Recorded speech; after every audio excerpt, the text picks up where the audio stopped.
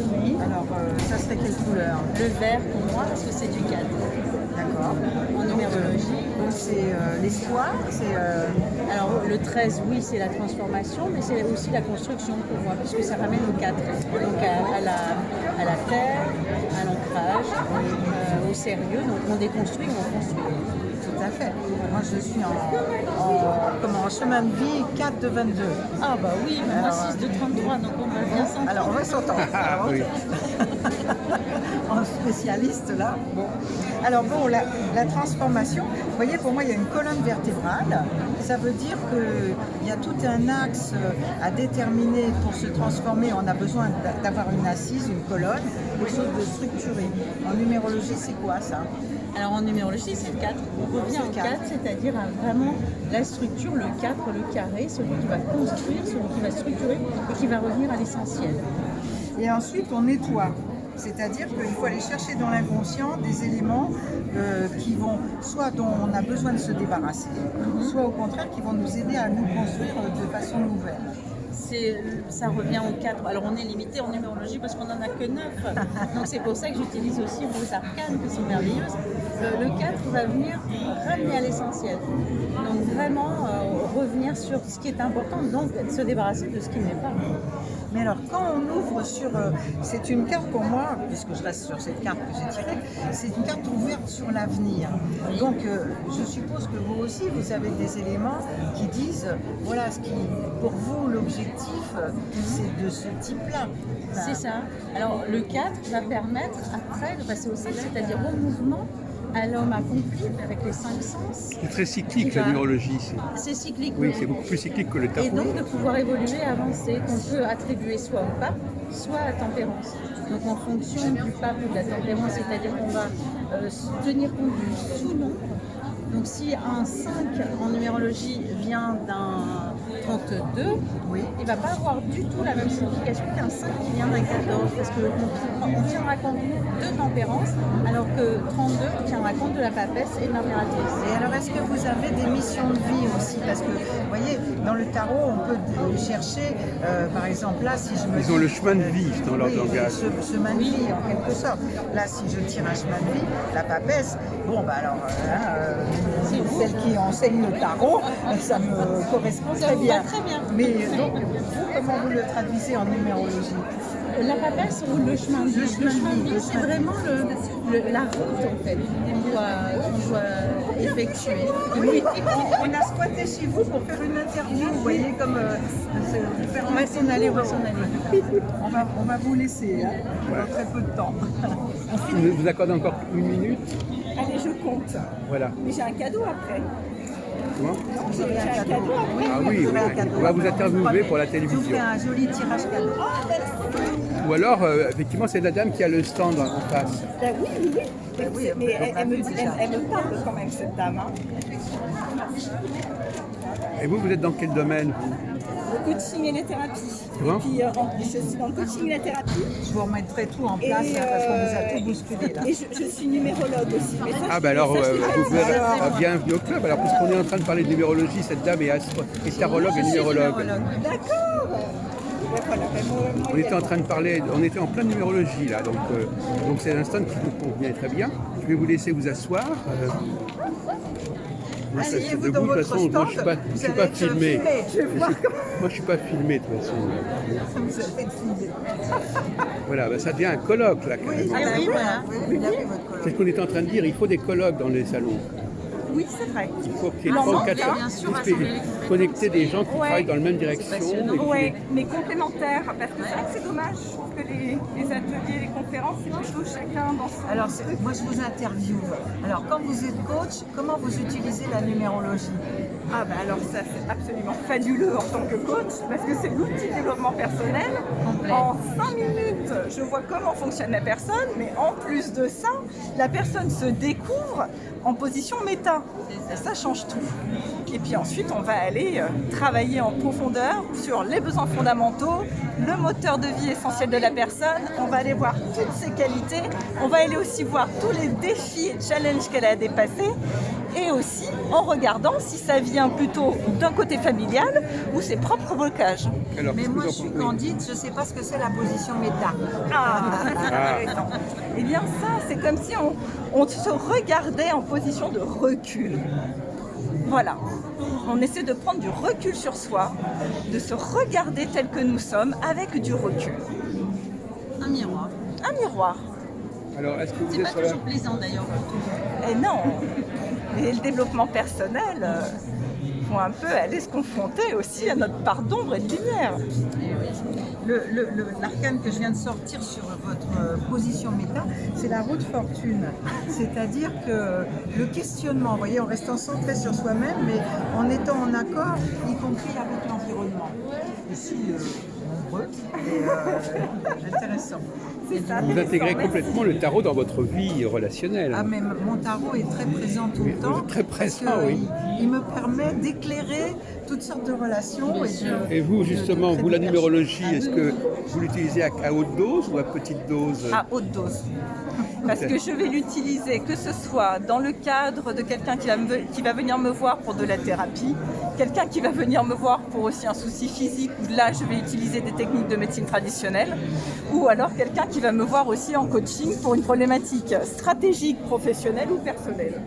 Et pour moi aussi, chaque jour. Chaque moi jour. aussi, j'ai mes petites cartes et je vais me dire, tiens, aujourd'hui, ma belle, tu es dans quelle énergie tu souhaites, par exemple, aujourd'hui, comment je dois aborder le salon. Une sorte de boussole. Exactement, c'était l'énergie 5 pour moi ce matin, pour ce salon. Donc là, Alors vous je deviez m'adapte. sentir qu'on allait vous envahir votre stand. Non, vous savez quoi? J'ai lu et je cherchais justement, parce qu'on me demandait là d'être innovante, d'aller à la conquête et tout. Bon, bah, je dis, bah écoute, lève-toi, puis tu vas aller dans le salon cette fois-ci.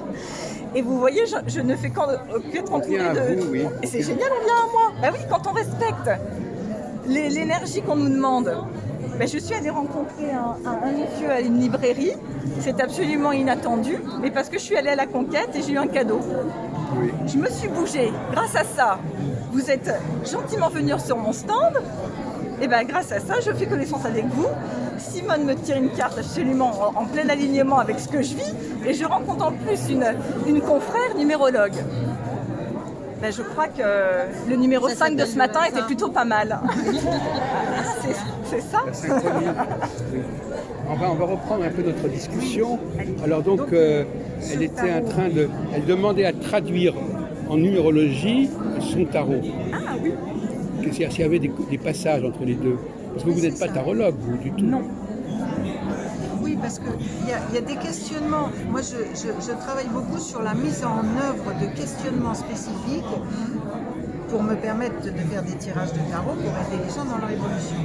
Et donc, quand je travaille par exemple sur le sens de leur existence, la mission de vie, donc je me disais, dans la numérologie, on a des calculs aussi à un certain moment qui vont dans ce sens-là. Bien sûr, Voilà. on a un calcul par rapport au chemin de vie, donc à notre mission de vie. On a aussi un calcul par rapport à tout ce qu'on doit travailler, tous les défis, tous les challenges à dépasser.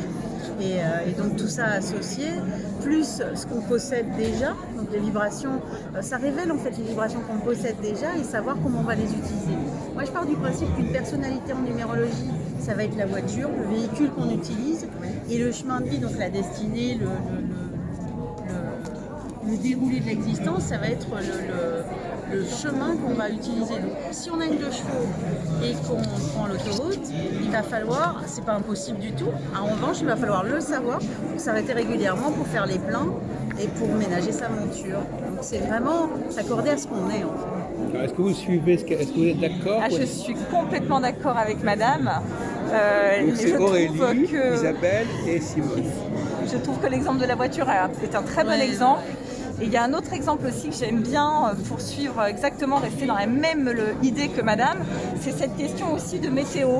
C'est-à-dire que stratégiquement parlant, en numérologie, c'est vrai qu'on peut calculer aussi l'année, le mois, mais même le jour en fait dans laquelle la personne vibre, dans quel numéro vibratoire elle porte chaque jour. Et c'est pareil, on a toujours notre libre arbitre. C'est-à-dire que si la météo prévoit mauvais temps, on peut sortir en maillot de bain, il n'y a aucun problème. C'est ça. On a notre Pour le libre tarot, c'est arbitre. différent parce que vous n'avez Le pas les juste, calculs c'est à qu'on la risque base. d'avoir Vous froid. pouvez tirer sur le moment, Mais vous pouvez vous savoir. projeter. Par exemple, vous pouvez dire dans 15 jours, je fais un tirage pour dans 15 jours. Oui, c'est différent. Et la différence et qui m'amène à vous questionner comme numérologue, c'est que le tarot part d'un état présent et cet état présent, finalement, il va évoluer. Donc, selon comment la personne va prendre sa vie, comment elle va la penser, elle va être en mesure, selon moi, de faire bouger les choses. Mais alors, comment la numérologie suit ça? Parce que vous avez quand même des chiffres qui sont donnés, qui sont fixes. Comment ça évolue? Vous voyez, avec le tarot, moi, je peux le suivre, mais je m'interroge sur la Donc, numérologie. ça ne devrait pas être difficile, ça. Parce qu'il y a toujours le côté lumineux et le côté obscur de la force. Donc un 4, on peut le vivre en construisant, ou on peut le vivre en déconstruisant. Donc forcément, on va évoluer. Il y a des nombres qui vont se rencontrer. C'est la rencontre entre les nombres qui va donner la météo et l'ambiance et l'énergie. Et à chaque fois qu'on change de nombre, on va avoir une rencontre différente, exactement comme si un enfant arrive. Je ne vais pas lui parler de la même manière que je suis en train de vous parler maintenant. Donc c'est vraiment ça. Et c'est là que le tarot intervient, puisque quand deux nombres se rencontrent, quand le 5 se rencontre le 4 qui dit « Ouh là là, je bouge pas, il faut que ça soit organisé », et le 5 qui dit « Vas-y, bouge », bah, eux deux, ils font le 9, qui va inviter à revenir vers soi, à prendre son temps, à être sage, D'accord, donc on donc vous ramène à utilisez de façon différente On jongle. les nombres. de Perso, façon à- Isabelle, elle est à la fois tarologue et numérologue. Alors que vous êtes tarologue Oui. et Aurélie est numérologue.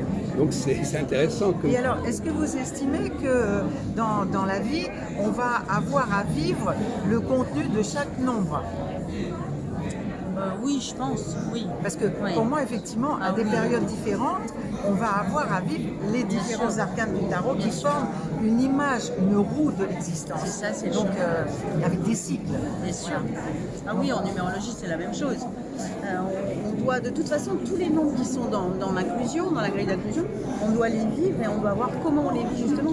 Et ceux qu'on n'a pas, il va falloir les travailler même un peu plus pour trouver un équilibre dans ce nom. Alors elle a fait redessiner un nouveau tarot. Vous l'avez fait ça, Oui, oui. Simone? J'ai fait dessiner un tarot et Je suis en train de le faire pour un tarot des plantes. Oui. Alors expliquez-nous un petit peu Vous êtes en train de faire un nouveau tarot aussi? C'est c'est génial. oui, c'est pas moi qui le graphisme, mais disons le contenu, on est en train de le retravailler avec une herboriste pour Ouais. faire un tarot des plantes. D'accord, super. Moi non, c'est un tarot par rapport à la numérologie. Donc pour m'adapter en fait à chaque personne, j'ai traduit en couleurs les nombres. Vous pourriez l'apporter, ce tarot? Et donc dans chaque, il est là, Ah bon? dans chaque couleur, pour moi le 1, le 10 et le 19 sont importants puisque Voilà, mon c'est tarot, joli, c'est un c'est prototype, passé. il est sorti la semaine dernière, juste pour Ah ça. d'accord, très bien. Donc chaque Il y a une couleur a qui est une commune couleur et à puis- chaque vibration. et 1, une- 10, 19. et un aspect qui 2, monte, 11, ouais. on reconnaît bien. Hein. Et c'est important, le dessin de la carte? Oui, c'est ma manière de voir et de ressentir le tarot que j'ai traduite De façon dedans, essentielle. mélangée à la numérologie en fait. Et c'était pour moi un outil supplémentaire alors, quel est- à ça. Ça fait Quel est 5 ans quels que sont je les arcanes que vous avez? Tous les ans, 9 agendas. Quels sont Par les an. arcanes que vous avez un petit peu le mieux, enfin, vous avez apporté un peu un éclairage nouveau? Moi, j'ai pas inventé le tarot. Non, mais Je enfin, pense il y a que des arcanes où vous avez forcément, vous avez avancé dans la compréhension. je les ai surtout minimisés, en fait. J'ai Vous avez vraiment été à mis l'essentiel, l'impact, un élément central. essentiel. l'élément central et la couleur, parce que ça c'est important.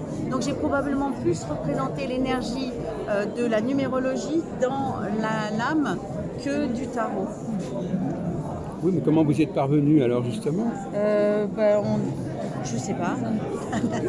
C'est de la Franchement, création. c'est créatif, c'est l'image, c'est l'intuitif, voilà. Donc c'est un tarot pour les numérologues, c'est on peut dire. C'est un tarot Donc, qui est normalement, surtout ça devrait lié parler. à la méthode arc-en-ciel que j'ai mis en place Oui. il y a 5 ans. On est d'accord, on va acheter son chiffre de l'année. Par exemple, Oui, cette année, c'est moi ça. je suis en année 6, vous achetez donc le numéro je vais 6. vous acheter, c'est génial. Bon, bah, je vais vous acheter numéro 7 pour l'année prochaine.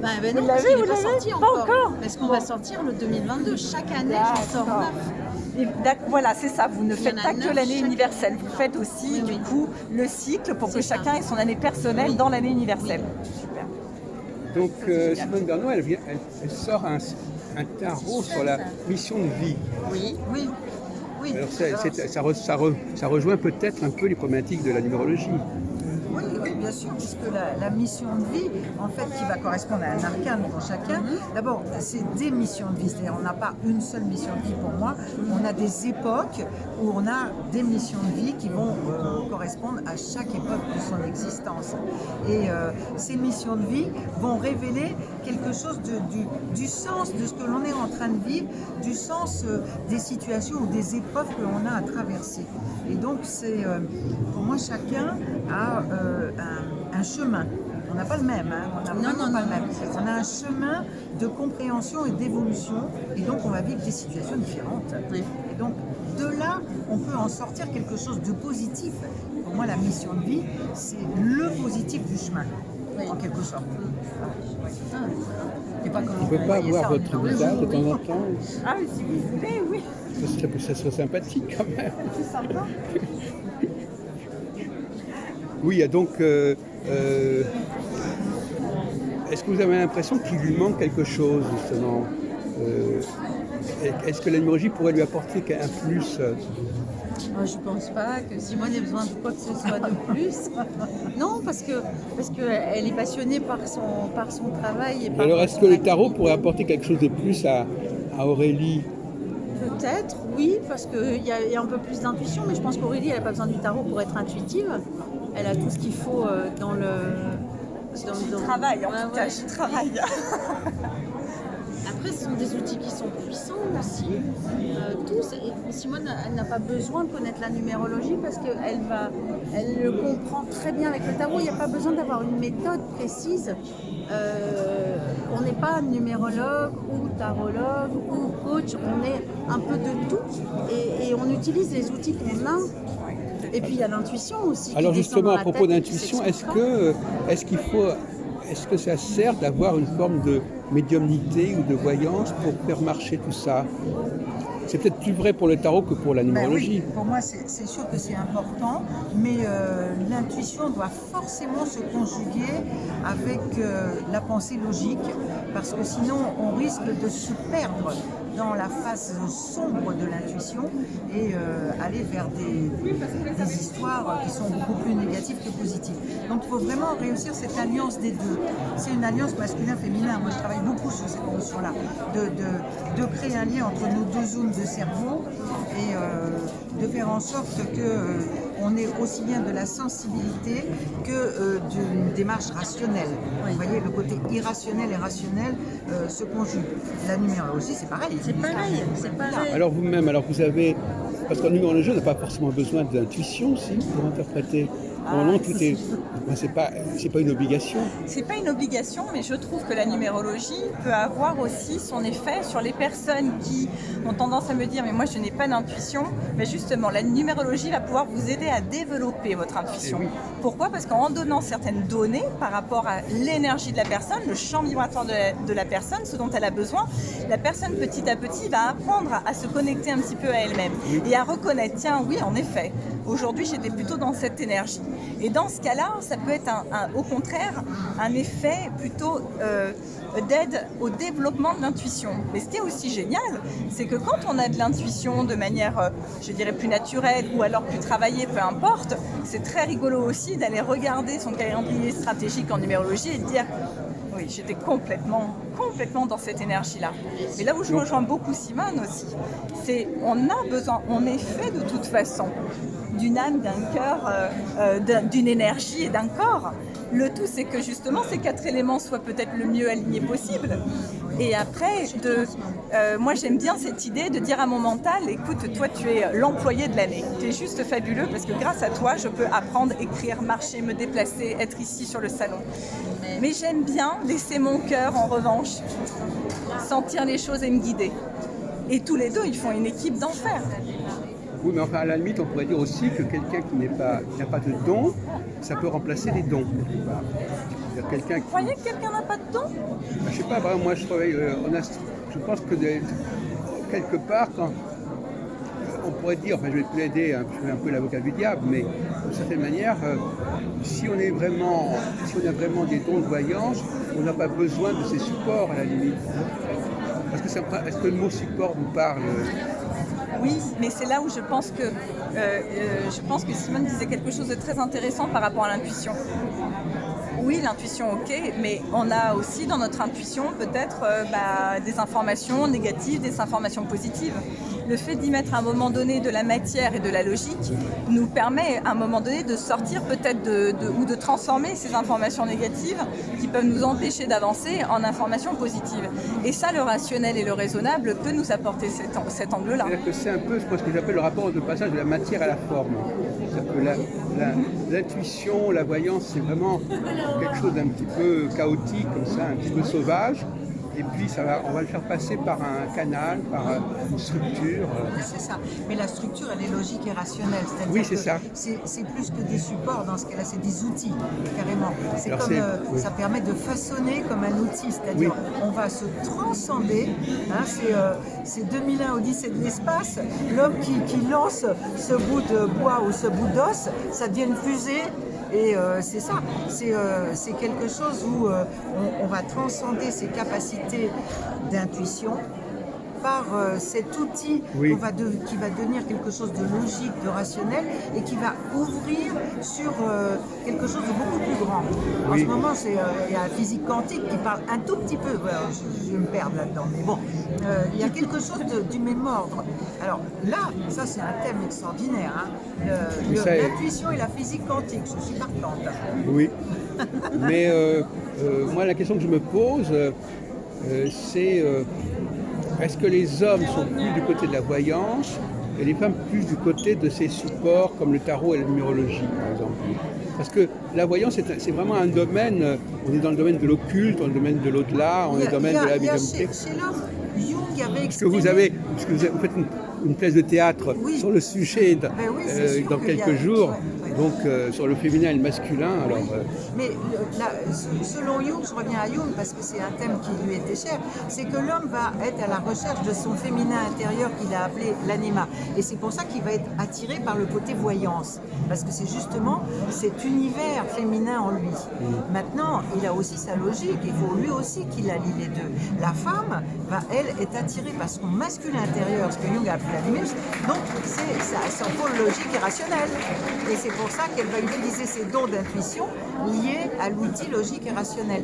C'est pour ça qu'il y a cette attirance différente des hommes et des femmes, vous voyez.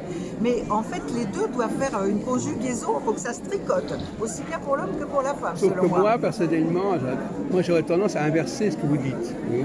C'est-à-dire que ce serait plutôt l'homme qui serait du côté de quelque chose qui est encore un petit peu océanique, comme ça, qui est impalpable, etc. Et la femme aurait besoin de le formaliser. C'est-à-dire dans le domaine sexuel... On dit la même chose. Ah non, là, vous dites l'inverse. Ben, j'ai pas le sentiment de dire l'inverse. Mais si. L'homme est intéressé par son côté féminin, donc c'est impalpable. La femme est intéressée par son côté masculin, donc c'est structure. Oui, mais moi, je dis l'inverse. Mais je ne dis pas que vous avez raison. Je dis que pour moi, chez l'homme c'est l'impalpable, et chez la femme, c'est au contraire le fini, le défini, le clair, le formel. Voyez-vous, donc c'est ça. C'est un débat qu'on a actuellement là-dessus. Alors, je ne sais pas ce que vous en pensez, Aurélie, mais actuellement, on reprend ces choses à l'envers. Et dans le domaine de la relation sexuelle, l'homme donne à la femme de l'impalpable, qui est le sperme, qui est comme ça, les spermatozoïdes, et la femme va en faire quelque chose de beaucoup plus structuré, voyez-vous, qui est l'enfant. Peut-être que nous abordons l'un et l'autre d'un point de vue différent la même chose, et que c'est uniquement parce que vous êtes un homme et je suis une femme, et que donc de ce fait, non, je pense pas. D'ailleurs, on pourrait faire un jeu de mots. Chez la femme, il y a besoin que les choses prennent forme, que les choses arrivent à une formulation finale. Et bien justement, c'est ça que l'homme peut chercher chez la femme. Et la femme va chercher au contraire quelque chose qui est de l'ordre de l'immatériel, de quelque chose qui est en mouvement, qui est en fusion. Qui est de l'ordre plus de l'amour même chez l'homme. C'est-à-dire, pour moi, ce que je pense aujourd'hui, c'est qu'un homme véritable, c'est un homme capable d'aimer Et une femme véritable est capable de penser. Et- Bon alors, essayez d'arbitrer. Alors vous pensez que la femme est plutôt quelqu'un d'obsédé par la volonté de structurer, de formuler, ou au contraire qui reste dans le domaine justement de l'indéfini, de quelque chose qui est encore en mouvement, etc. Je ne sais pas si je vous avais aimé Non, ma parce que réponse. c'était une vraie question, ça. C'est une vraie question. Alors là-dessus, je suis très partagée. Dans mes influences et études et enseignements de la source du Tao, hein, et donc aussi de Oui. tout ce qui est médecine traditionnelle chinoise, on nous parle toujours de cet équilibre yin-yang. Oui, Que, en effet, l'homme a une part féminine, la femme a une part masculine. Oui. On est bien d'accord.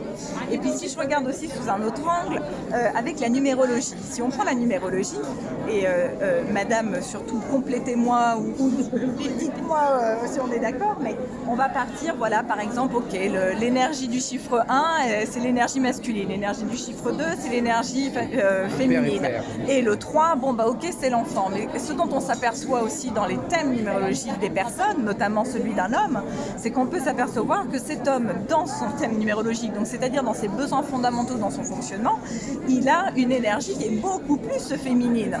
Mais cet homme-là en question. Et du coup, là, moi, j'ai beaucoup de mal à faire une généralité. De mettre voilà, les hommes dans un fonctionnement, les femmes dans un autre fonctionnement. Donc j'ai beaucoup de mal à répondre à votre question parce que pour moi, en tout cas à ce jour aujourd'hui avec le recul, l'expérience que j'ai qui est peut-être pas assez grande à ce jour pour, on va dire d'une manière quantitative, pouvoir vraiment faire deux groupes comme ça. Parce que sur le terrain, je vois trop, ou alors d'hommes avec une part féminine extrêmement développée. Parfois, c'est l'inverse. Donc mais là, on emploie des là, pour le expressions. coup, Le problème, c'est qu'on emploie des expressions féminines et masculines sans préciser de quoi on parle. C'est un peu une espèce de consensus comme ça. Mais on On va parle dire juste c'est des féminin, c'est masculin, et finalement, on ne sait pas de quoi on parle. Bien sûr. Il y a le Ou on pôle, croit qu'on sait. oui, le pôle féminin, c'est tout ce qui est de l'ordre de la sensibilité, du sentiment, de l'intuition, de quelque chose que vous définissez comme un papa. Ce que j'entendais dans ce que vous disiez, Oui. c'est qu'il y a un regard nouveau des hommes et des femmes de ce fait-là. Ça, je suis d'accord, c'est très intéressant. C'est-à-dire que finalement, on regarde ce qu'est un homme et on regarde ce qu'est une femme d'une façon nouvelle. Oui. Et ça, c'est effectivement l'état de notre société aujourd'hui. Et il y a une grande avancée de ce point de vue-là. Le masculin, c'est la capacité de penser, d'agir, de développer son individualité. Donc ça, c'est le pôle masculin. Enfin, bon. Et il y a les deux chez chacun. Mais c'est vrai, je suis tout à fait d'accord avec vous sur l'aspect nouveau.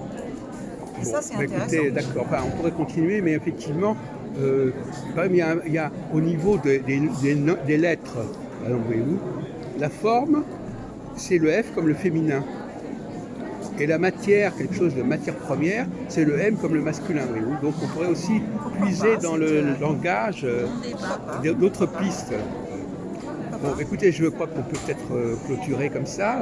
Moi, je veux bien continuer indéfiniment, mais enfin, à un moment donné, ça devient. Voilà. On va regarder.